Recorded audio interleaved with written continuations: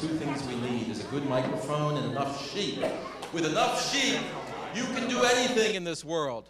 If you learn one thing in your time at this church, learn that.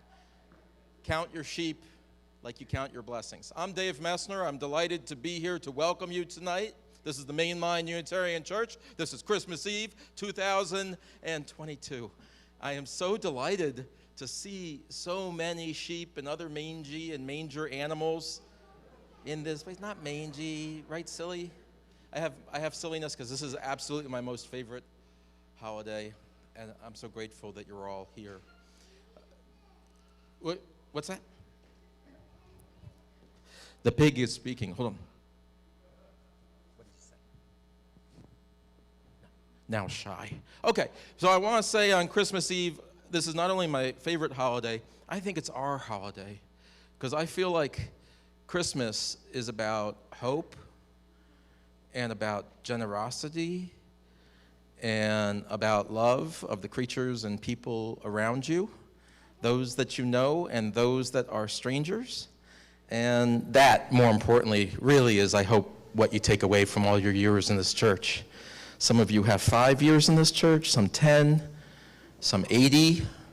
We have a whole range here. And so with that, I welcome you to Christmas Eve. You are a blessing on this house. And I'll turn it over to Betsy's belligerent bells. Beautiful bells, beautiful bells. Thank you.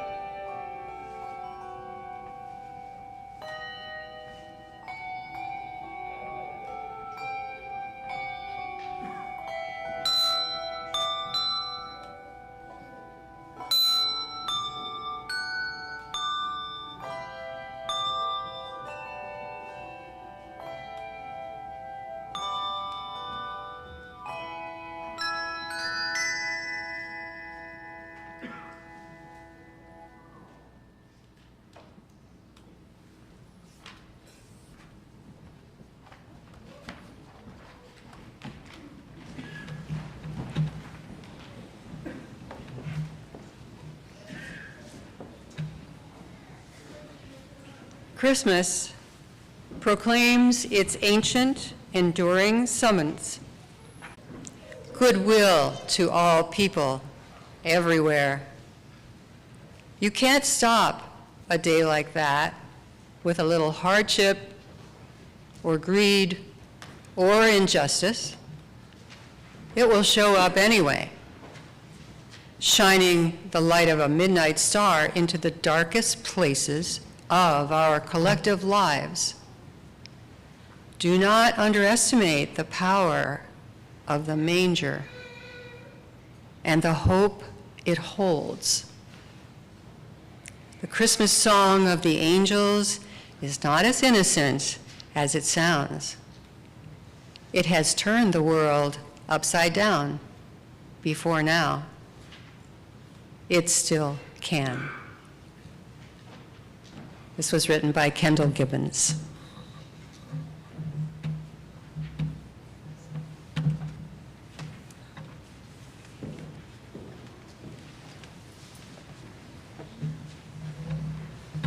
I invite you to recite our mission with me.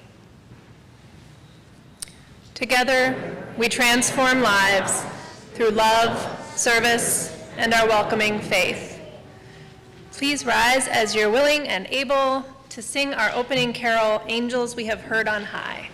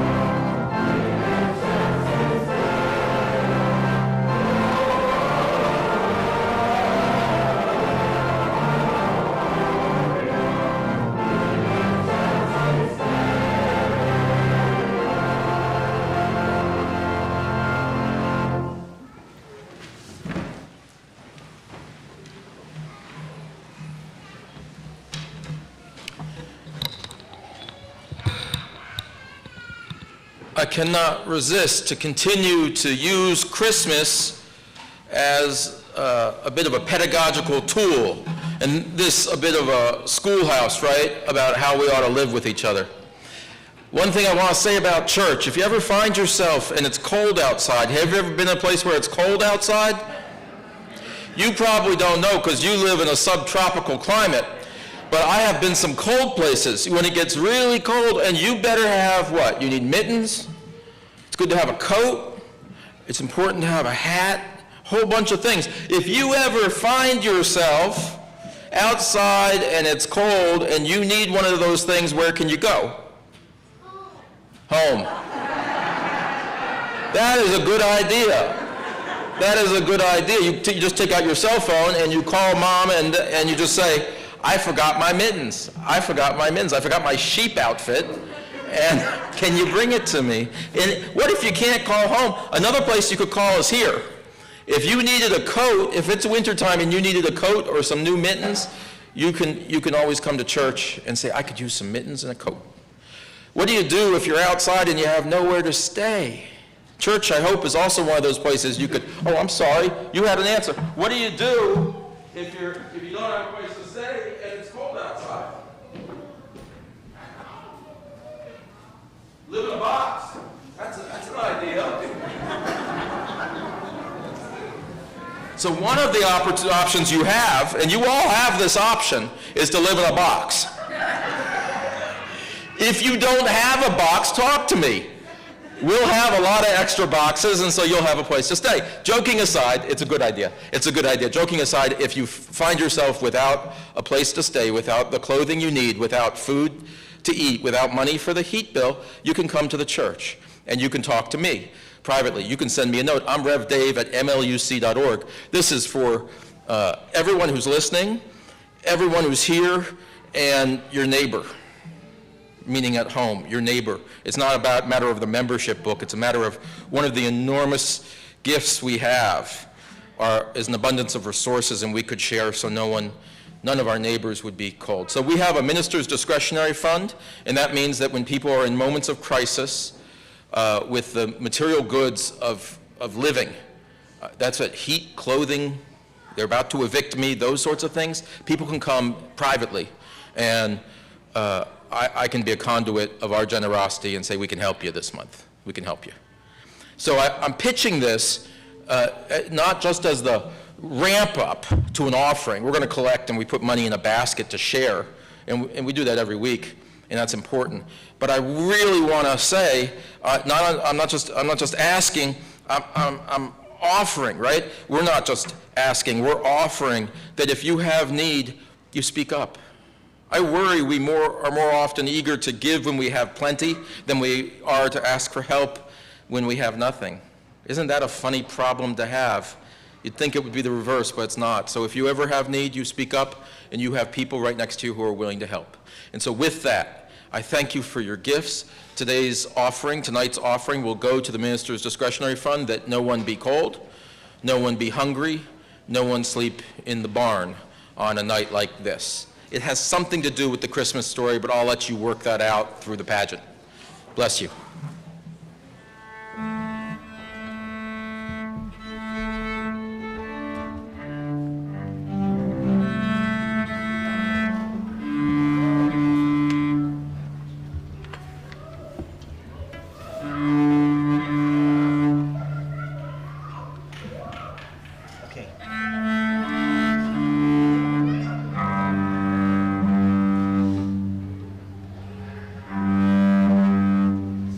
Cello's got a tune in this cold.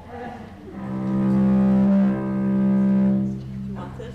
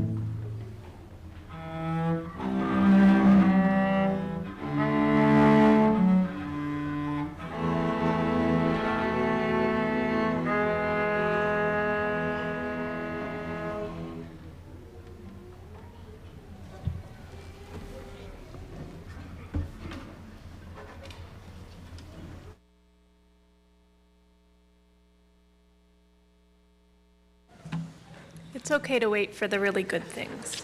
Tuning is fine.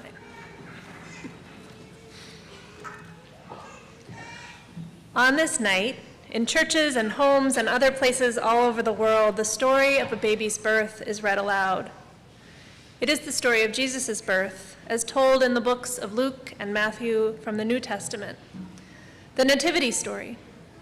Today, some of you will take part in the story and help us to see and experience this familiar story as a living story, a story we can all be a part of. Some of you came a little early today and were given parts to play in the story.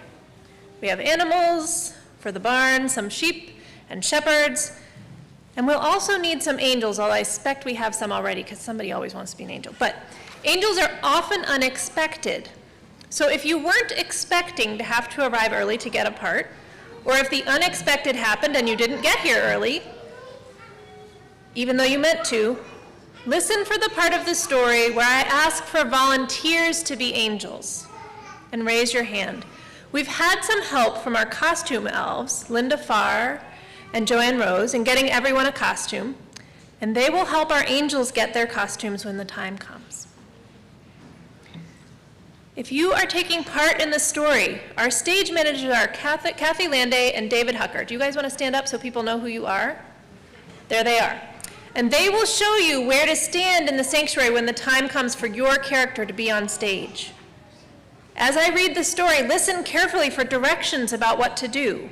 For example, act terrified or amazed. Make haste. That means go quickly. Or kneel down. And so we begin. Our story is an ancient one, yet we ask you to listen and watch as if you are hearing and seeing the tale for the first time, before myth was mistaken for history. Hear the quiet story of a peaceful birth, the story of a gentle carpenter and his humble wife, shepherds in the starlit fields, animals near a manger, the story of the deep human longing for peace. Imagine that you are seeing for the first time a story that questions the assumption that power resides in armies and armadas and magic swords and sacks of gold. Prepare your heart to understand the message this story holds out of the strong, transformative power of love. And as heaven and nature sing, so let us sing, joy to the world.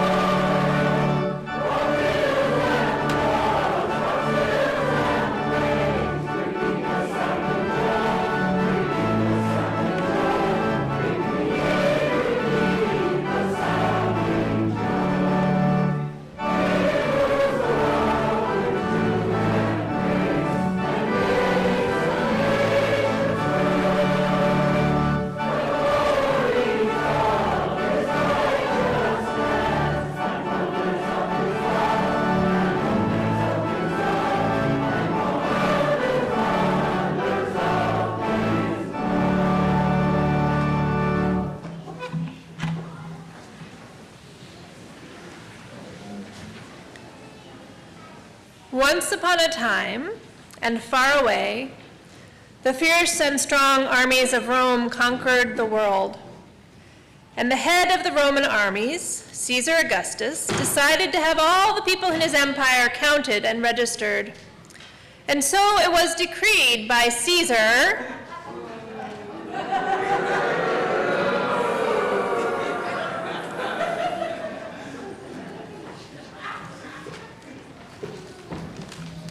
I have a request of you, if it's not too much bother.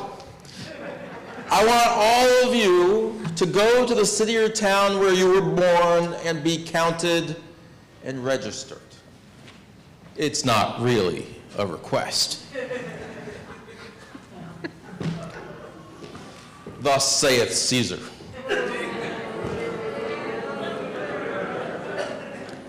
For some people, as you might imagine, depending on where you were born, that meant a long journey. Joseph, a carpenter, and his soon-to-be wife, Mary, had to travel all the way from the town of Nazareth, where they lived, to Bethlehem, where Joseph's family had lived when he was born. This meant a journey of 4 days.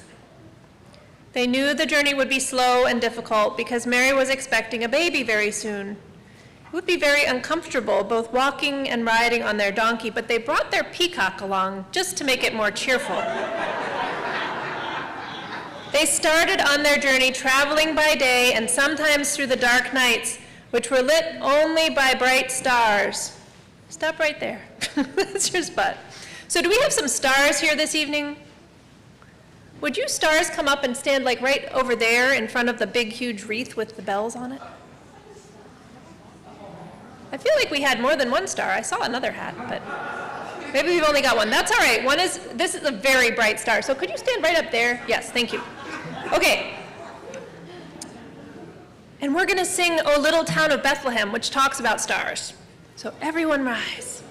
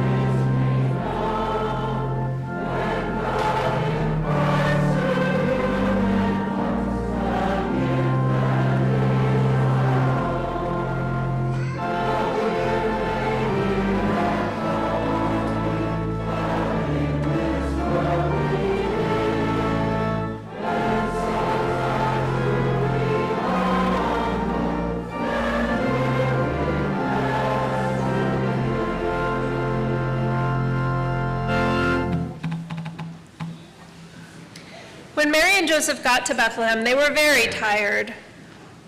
The home of the relatives with whom they were to stay was filled to bursting, and there were no guest rooms left anywhere.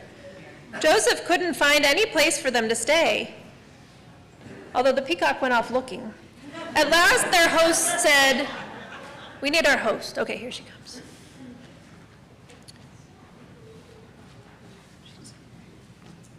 The host needs the microphone, because otherwise nobody else can hear. You can sleep in the room with the animals. That should be warm and cozy. Mary and Joseph agreed. There were some animals in the house, so if you are an animal, except if you are a sheep, no sheep, but if you're some other kind of animal, come up, and Mary and Joseph can sit down in these chairs here. They get to rest, and all the other animals can come up and kind of be around them, like you would be if you were an animal in a barn. Any other animals? Okay. I thought we had a pig. Okay. That's all right.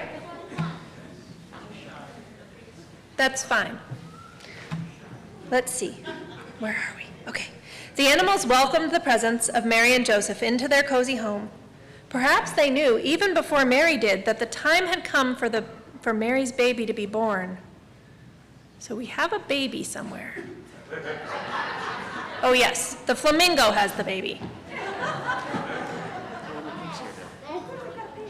Mary gave birth peacefully to her firstborn child in a simple home, surrounded by animals, and with love and support from her partner, Joseph. She wrapped the baby in swaddling clothes, a diaper and blanket, and laid him in a manger, because the hay was sweet-smelling and soft, while she rested and cleaned herself. Birth is often messy. And then I like to think she picked him back up and nursed him if he needed to, walked him if she needed to, and gazed at her newborn baby in awe. Let's rise again and sing Go Tell It on the Mountain, because this was a celebration.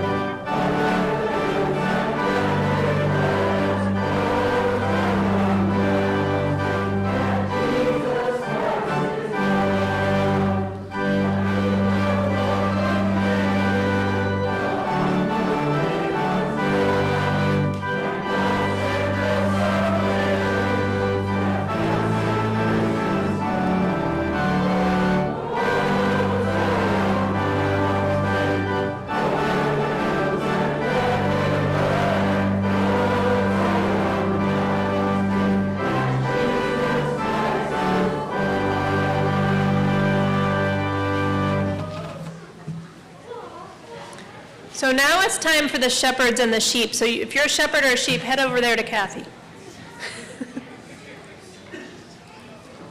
Not angels, not yet. That night, in the hills around Bethlehem, there were shepherds out in the field, keeping watch over their flock of sheep and one pig. And suddenly, there was a bright light all about them, and lo, the angel of the Lord, over there, angel, appeared to them, and this angel was truly magnificent. The shepherds were terrified.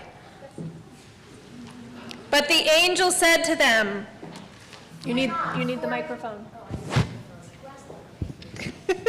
Fear not, for I bring you tidings of great joy for all people. On this day in Bethlehem there is born a child, which is Christ the Lord. And this shall be a sign to you. You will find the babe wrapped in swaddling clothes and lying in a manger.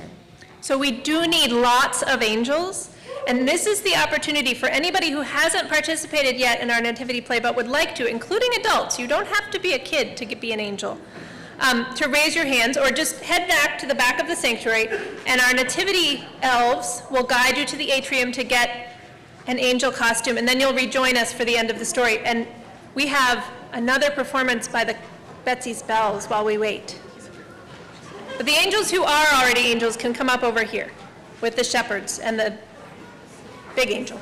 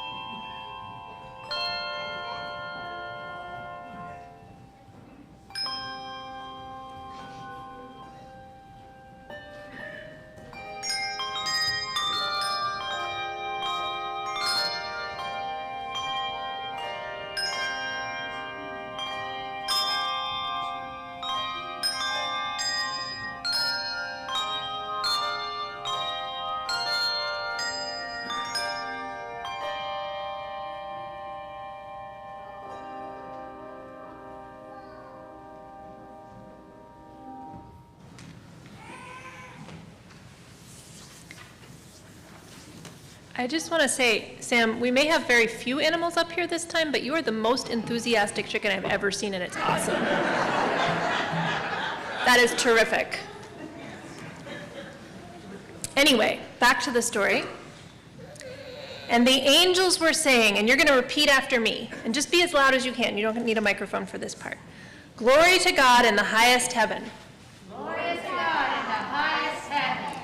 Glory to, and on earth, peace and goodwill to all people. Let's try it again, because this is important. And on earth, peace and goodwill to all people. Peace. We're going to try one more time. I'm going to break it up. And on earth, peace and goodwill. Peace and goodwill. To all people. To all people.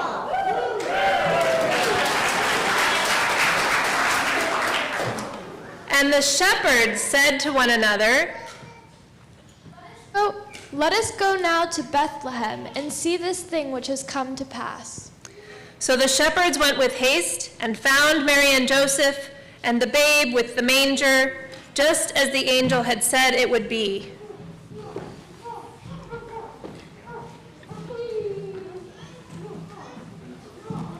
When the shepherds saw this, they told everyone what the angel had said to them about this newborn child, and everyone who heard their story was amazed at what the shepherds had told them. This is your turn to be amazed.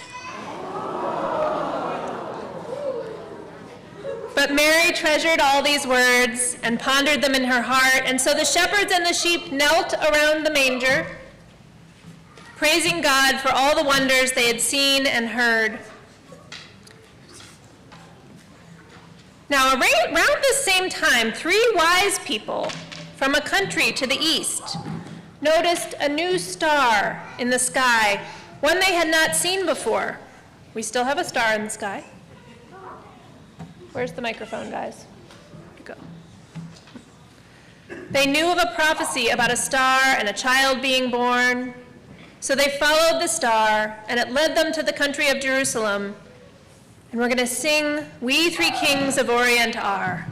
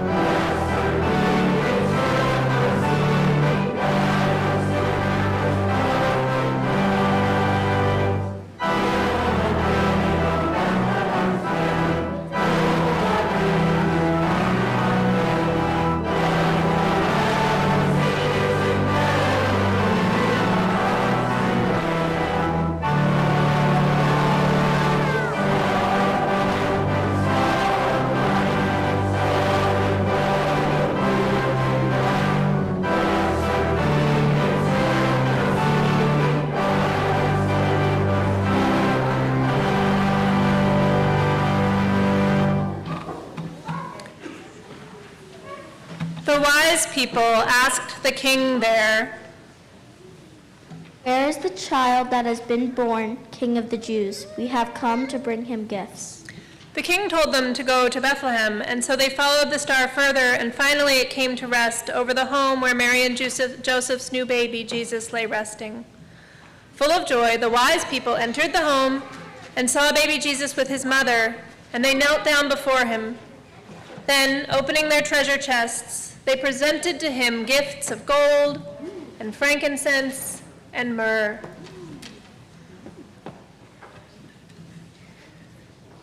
Let's sing On This Day Everywhere.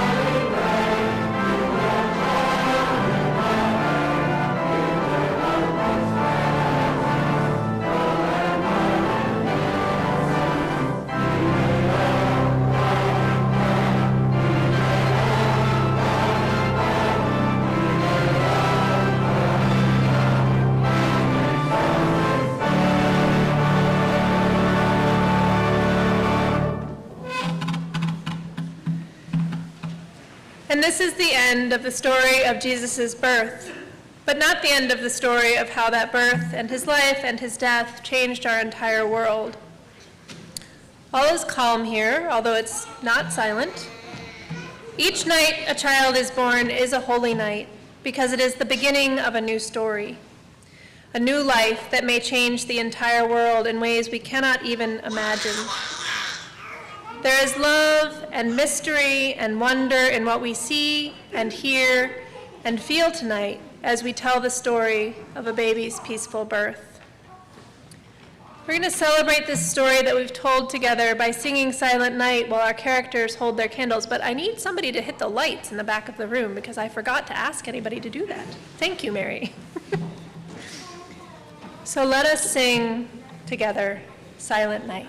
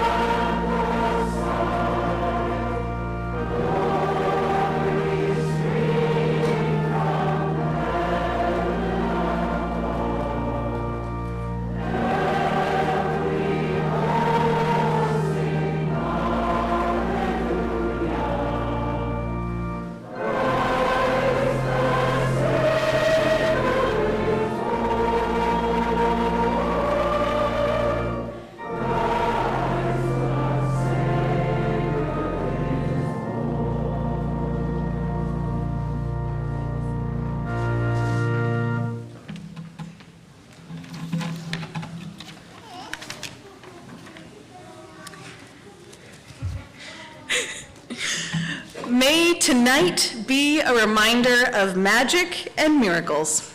A reminder that you might be a star for someone and not know it.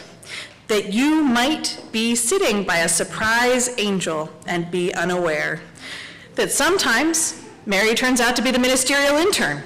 That every donkey, chicken, pig, sheep, flamingo, and peacock belongs in ways that are unexpected even when they go rogue. That hope and new beginnings are available to each and every one of us. That mundane things can be transformed with great love. Tonight is a night of magic and miracles. So go out into the world with all the hope and love that we have in this room here tonight. Amen, and may it be so.